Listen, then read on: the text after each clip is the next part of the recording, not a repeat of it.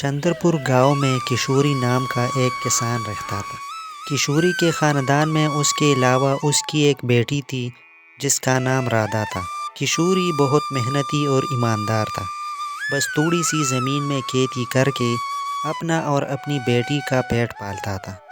کشوری نے 3-4 ماہ تک کڑی محنت کر کے فصل اگائی اور سب کام ختم کر کے فصل بیچنے ساہوکار کے پاس جا پہنچا۔ ساہوکار جی، اس بار فصل بہت اچھی ہوئی ہے، قیمت بھی اچھی ملے گی نا؟ فصل بھلی ہی اچھی ہو پر قیمت تو اتنی ملے گی جتنی تمہاری فصل ہے، پکڑو اپنے پیسے۔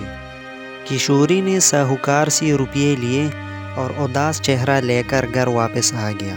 باپ کو اداس دیکھ کر رادھا نے کہا، کیا ہوا پاپا جی، آپ پریشان کیوں ہیں؟ کیا بتاؤں بیٹی، اتنی کم زمین میں کیسے گزر بسر کریں گے؟ گھر کا خرچہ کیسے چلے گا؟ 2 وقت کے کھانے کا سوچنا پڑتا ہے اور ابھی تک تمہاری شادی کے لیے بھی کوئی گہنا نہیں خرید پایا ہوں۔ پاپا جی، آپ پریشان مت ہوئیے، ہم لوگ اپنے راجا کے پاس چلتے ہیں، وہ ہماری پریشانی کا کوئی نہ کوئی حل ضرور نکالے گا۔ بیٹی کی بات سن کر کشوری کے من میں امید کی ایک کرن جگی اور وہ اگلی ہی دن راج دربار جا پہنچا۔ مہاراج کو میرا سلام۔ کون ہو تم اور کیا چاہتے ہو ہم سے؟ مہاراج، میرا نام کشوری ہے، آپ کے راجے کا ایک غریب کسان ہوں۔ میرے پاس کھیتی کے لیے بہت کم زمین ہے، اس میں سے جو فصل ہوتی ہے وہ ہمارے خاندان کے لیے پورا نہیں ہوتا۔ مہاراج، میں بہت پریشان ہوں، میری مدد کریں مہاراج۔ ٹھیک ہے، میں تمہاری مدد ضرور کروں گا۔ میں تمہیں اپنی زمین کا ایک حصہ دیتا ہوں، تم اس پر کھیتی کرو، جو فصل ہوگی وہ تمہاری ہوگی، لیکن وہ زمین ہماری ہی رہے گی۔ آپ کا بہت بہت شکریہ مہاراج۔ اب اگلی فصل لگانے کا وقت آ گیا اور کشوری کھیتوں میں ہل جوتتے ہوئے اس کا ہل ایک کٹور چیز سے ٹکرایا جس سے کشوری ڈر گیا۔ ارے یہ کیا ہو گیا؟ کہیں کوئی نئی مصیبت تو نہیں آئی؟ کشوری نے اس جگہ کھدائی کی تو وہاں پر ایک سونے کی اوکلی ملی۔ کشوری سونے کی اوکلی دیکھ کر بہت خوش ہوتا ہے۔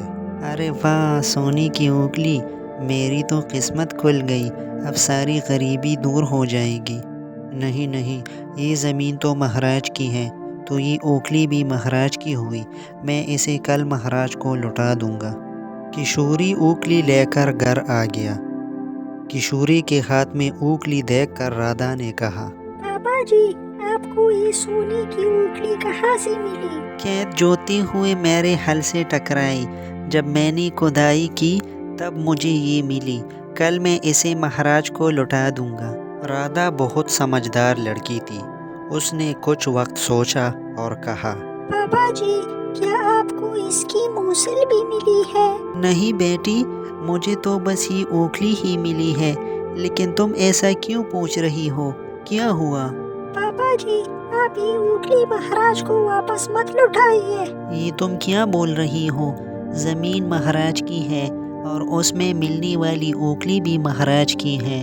پاپا جی، آپ کو صرف اوکلی ملی ہے، اگر مہاراج نے آپ سے اس کی موصل بھی مانگی تو آپ کہاں سے لا کر دیں گے موصل مہاراج کو؟ رادھا کو اپنے باپ کی فکر ہو رہی تھی۔ رادھا نے سوچا کہیں پاپا جی کسی مصیبت میں نہ پڑ جائے۔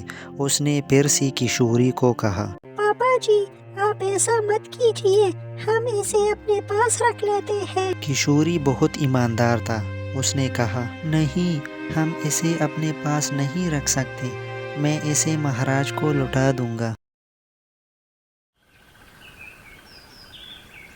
اگلی صبح کشوری اٹھا اور اوکلی لے کر محل پہنچ گیا۔ مہاراج، مجھے کل کھیتوں میں کام کرتے وقت یہ سونے کی اوکلی ملی، اس اوکلی پر آپ کا حق ہے، کیونکہ میں آپ کی زمین پر کھیتی کر رہا تھا، اس لیے میں اسے آپ کو سونپتا ہوں۔ تم بالکل صحیح بول رہے ہو، اس اوکلی پر میرا ہی حق ہے۔ اس اوکلی پر ہی نہیں بلکہ اس کی موصل پر بھی میرا ہی حق ہے۔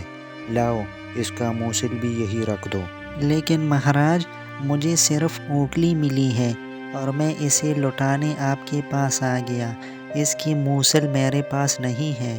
تم جھوٹ بول رہے ہو، اگر تم اتنی ہی ایماندار ہوتے تو کل ہی کیوں نہیں لٹا دی تم نے اونگلی؟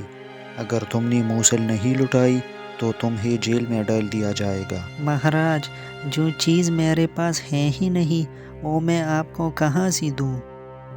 بیچارہ غریب کشوری سونے کی موصل کہاں سے لا کر دیتا؟ وہ بہت رویا چلایا، لیکن راجا نے اس کی ایک نہ سنی اور نتیجہ اسے جیل میں ڈال دیا گیا۔ ادھر رادھا اپنے باپ کے انتظار میں فکر میں بیٹھی سوچ رہی تھی۔ نہ جانے محل میں کیا ہوا ہوگا، کہیں پاپا جی کسی مصیبت میں نہ پڑ گئے ہو۔ اسی وقت گاؤں کا ایک آدمی اسے خبر دیتا ہے کہ اس کے پاپا کو موصل چوری کے الزام میں جیل میں بند کر دیا گیا ہے۔ یہ سن کر رادھا روتی ہوئی بولی، کاش پاپا جی آپ نے میری بات مان لی ہوتی۔ جیل میں کشوری کے ساتھ بہت برا برتاؤ کیا جا رہا تھا۔ کھانا پانی کچھ بھی ڈھنگ سے نہیں دیا جا رہا تھا، جس کی وجہ سے کشوری بہت کمزور ہو چکا تھا اور کشوری ہر وقت ایک ہی بات بولتا رہتا، بیٹی کی بات مان لی ہوتی، کاش میں نے اپنی بیٹی کی بات مانی ہوتی تو مجھے یہ دن کبھی نہ دیکھنا پڑتا۔ اور ایک دن راجا نے اسے یہ بولتے ہوئے سن لیا اور اسے اپنے پاس بلا کر پوچھا، یہ تم کیا بڑبڑاتے رہتے ہو؟ مہاراج جب مجھے کھیت جوتتے وقت یہ اونگلی ملی تھی تو میری بیٹی رادھا نے مجھ سے بولا تھا کہ میں اس کو آپ کو نہ دوں، کیونکہ اسے لگتا تھا کہ آپ اونگلی دیکھ کر موصل ضرور مانگو گے، لیکن میں نے رادھا کی بات نہیں مانی اور آپ کو اونگلی دینے آ گیا۔ اسی طرح کشوری نے راجا کو پوری بات بتائی اور راجا کو اپنی کی پر بہت پچھتاوا ہوا۔ راجا نے کشوری کو فوراً رہا کر دیا اور کچھ دن بعد راجا نے کشوری کی بیٹی کو محل میں بلایا۔ رادھا کو محل کے دروازے پر ایک سونے کی انگوٹھی ملی۔ رادھا نے محل میں آتی ہی راجا کو سلام کیا اور کہا، مہاراج یہ انگوٹھی مجھے باہر دروازے پر ملی ہے، اسے آپ اصلی مالک تک پہنچا دیں۔ ایسا بول کر وہ انگوٹھی راجا کو دیتی ہے۔ راجا بہت خوش ہوتا ہے اور رادھا پھر کچھ بولنے کی اجازت لیتی ہے۔ مہاراج آپ نے میرے پاپا کی بات سنی اور سمجھی، اس کے لیے ہم آپ کے بہت شکر مند ہیں۔ میرے پاپا بہت ایماندار ہیں، انہوں نے آپ سے کوئی جھوٹ نہیں کہا، انہیں کوئی موصل نہیں ملی تھی۔